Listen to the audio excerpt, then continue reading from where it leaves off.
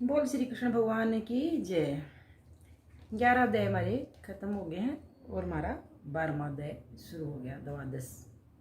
द्वादश अध्याय हमारा, जिसे हम 12वां अध्याय का है, वो हमारा शुरू है। तो जिसने भी हमारे गीता के 18 के 18 अध्याय सुनने हैं, पूरे पाठ सुनने हैं, तो मेरे चैनल ने सब्सक्राइब कर दियो, क्योंकि सब्सक्राइब करने से अपने नोटिफिकेशन मिलेगी, अपना पता लगेगा अगला अध्याय आ गया है। तो हम शुरू रहा हमारा द्वादश अध्याय यानी कि 12वां अध्याय। बोलो श्री कृष्ण भगवान की जय।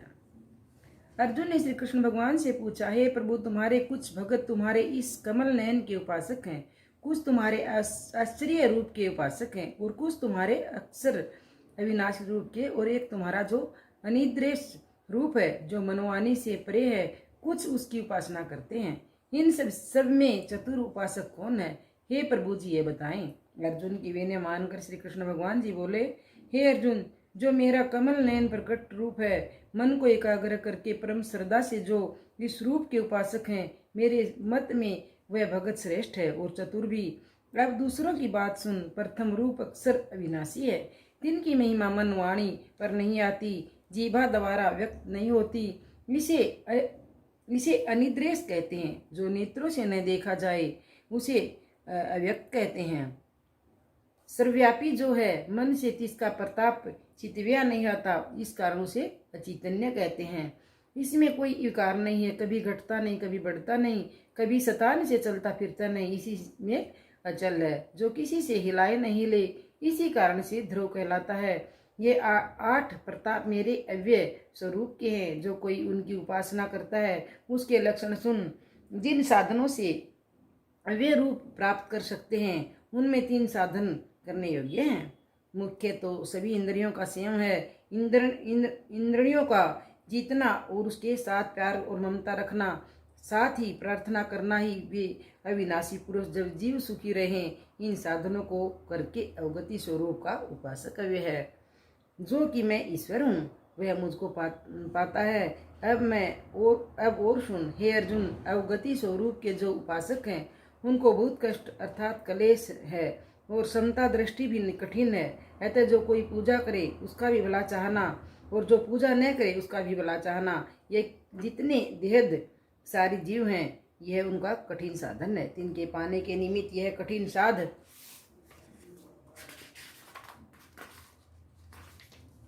ना क्या कठिन साधना क्या है, सो तू देखने का नहीं, देख कर क्या सुख पावे। वचनों से बोलकर जिसकी महिमा कही नहीं जाती, ऐसे जीवा किस सुख को पाकर सुख पाएगी। और जो मन चिंतन नहीं करता, अपना ही चिंतन करता, इसे जितने भी देहदारी हैं, उन्हें व्यक्त की उपासना में कष्ट होता है। हे अर्जुन, मेरे कमल नयन के जो उपासक हैं, अब उनकी बात सुन। मैं जो देव की नंदन यशोदा नंद परम सुंदर आनंद का समुद्र हूँ, जो मेरे इस रूप से उपासक हैं, मेरी शरण में आए हैं, इनके सभी कर्म मुझे समर्पित हैं। जैसे उनका यह कहना है, हे भगवान, मैं तेरा दास हूँ, हर्ष में मुझको समर्पण कर मेरा शीत प्रसाद जानकर खाते हैं, हर्ष में मेरा ही ध्यान, मेरा ही स्मरण करते हैं कि हे गोविंद जी, विष्णु पद गाना, मेरा भजन कीर्तन करना। जो इस प्रकार आनंदित होकर मेरा भजन, मेरी उपासना करते हैं, उनके साथ मैं कैसा हूँ ये सुन। संसार जो दुख रूप जन्म मरण का घर है, उसमें मैं उद्धार करता हूँ, तत्काल ही मुकुट करता हूँ। याद करता हूँ मुझे जो मन लगा, ध्यान करता है जो मेरी जात का, मेरी पूजा में लगाए अपना तन, और दिल से भी करे मेरा भजन। कर पकड़ कर उसको कर देता हूँ पार, डूबता हो जो समुद्र के मंझधार, फिर नहीं आएगा वह संसार में, लीन हो जाएगा मेरे दीदार में।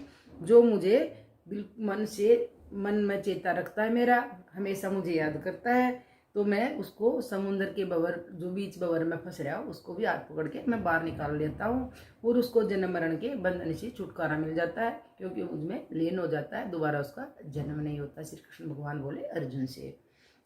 बोलो श्री कृष्ण भगवान ने की जय। जिन पुरुषों ने मेरे मन में का निश्चल चेता रखा है, हे अर्जुन, मेरे उपासक जो सेवक हैं, उनके लिए यही साधना करने योग्य है। पहले तो मन को एकाग्र करके मुझ में लगाना और बुद्धि भी मुझ में ही लगाना, ये दोनों साधना मेरे भक्तों को करने योग्य हैं।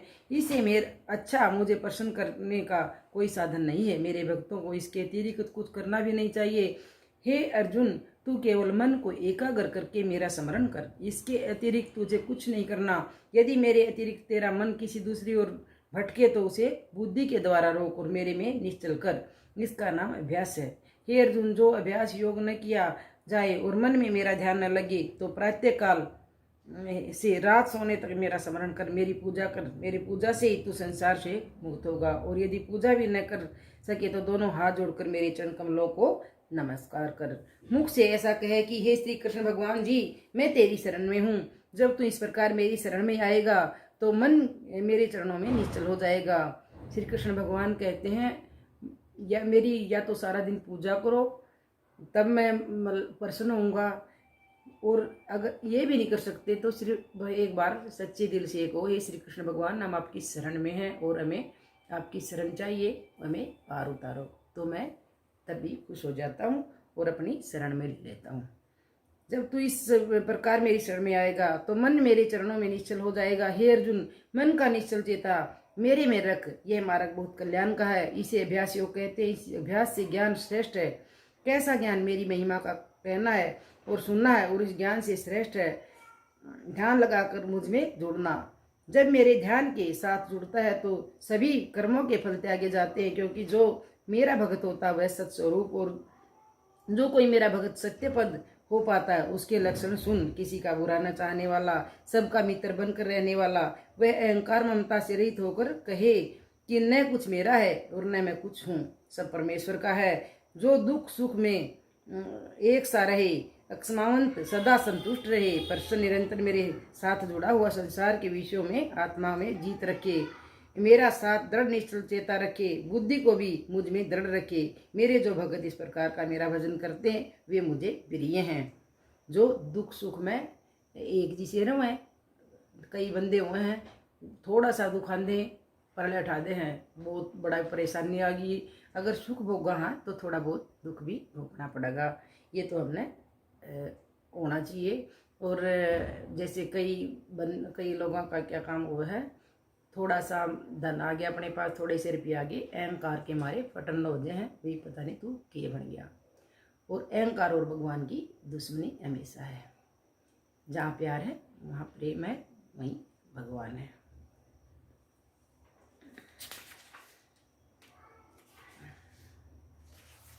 वो एक भगवान को पा लेते हैं जिनके अंदर प्रेम प्यार की भावना है।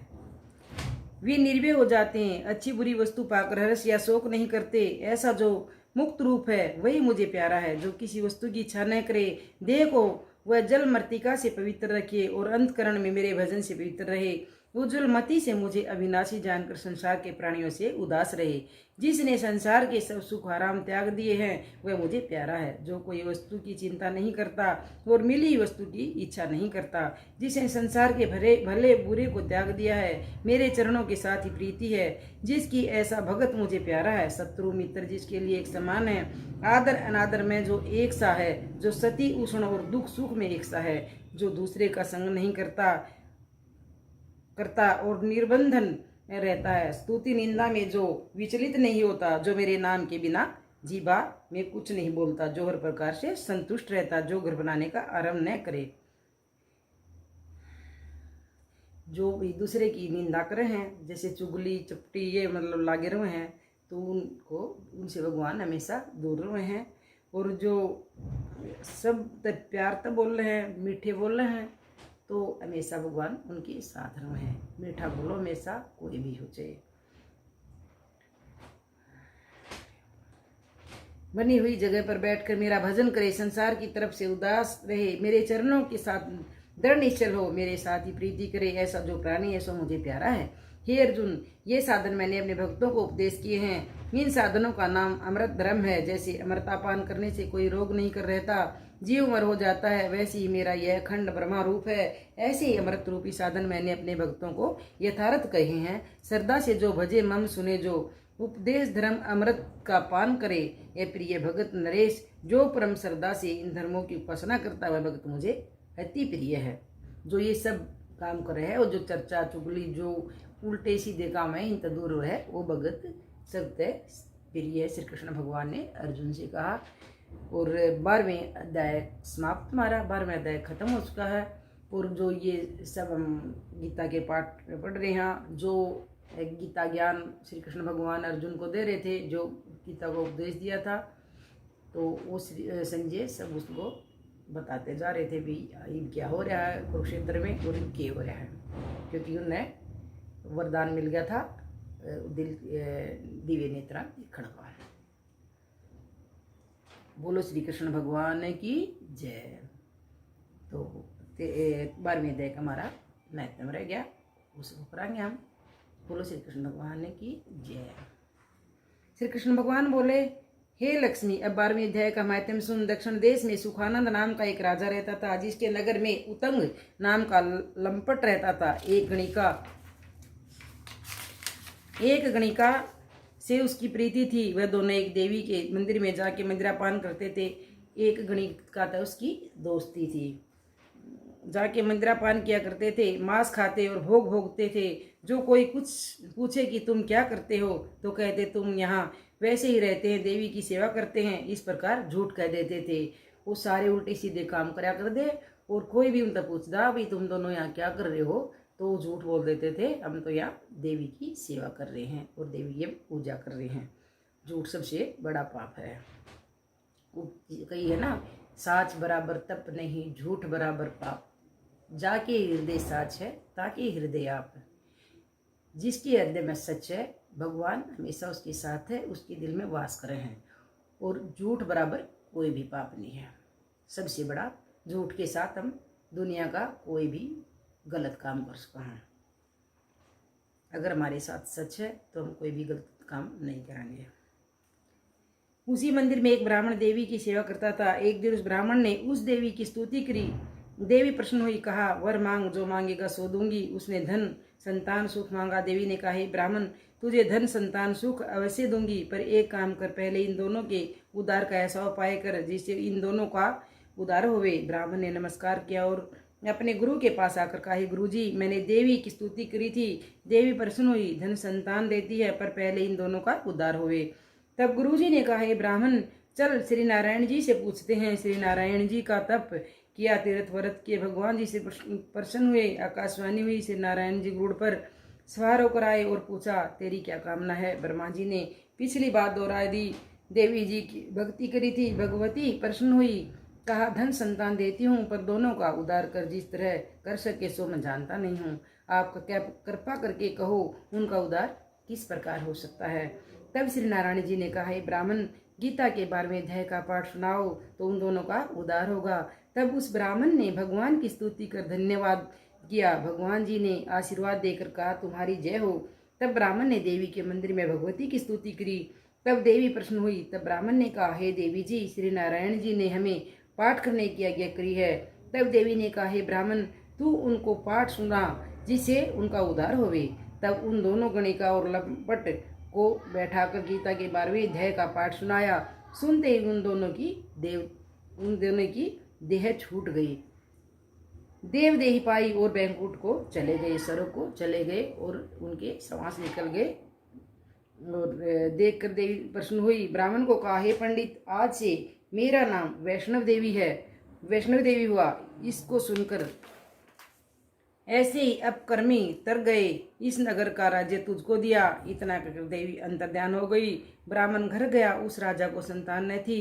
राजा ने उस ब्राह्मण को बुलाकर राज्य देकर आप विरकत होकर तप करने को वन में गया और ब्राह्मण राज्य करने लगा। श्री नारायण जी कहते हैं, हे लक्ष्मी, यह गीता जी के 12वें अध्याय का महत्व है जो मैंने तुमसे कहा है। 12वें अध्याय का महत्व समाप्त। और बोलो श्री कृष्ण भगवान की जय। 12 अध्याय मैंने पढ़ दिए हैं, 12 अध्याय हमारे खत्म हो गए हैं। और अब हमारा बचे कितने अध्याय? 6 अध्याय।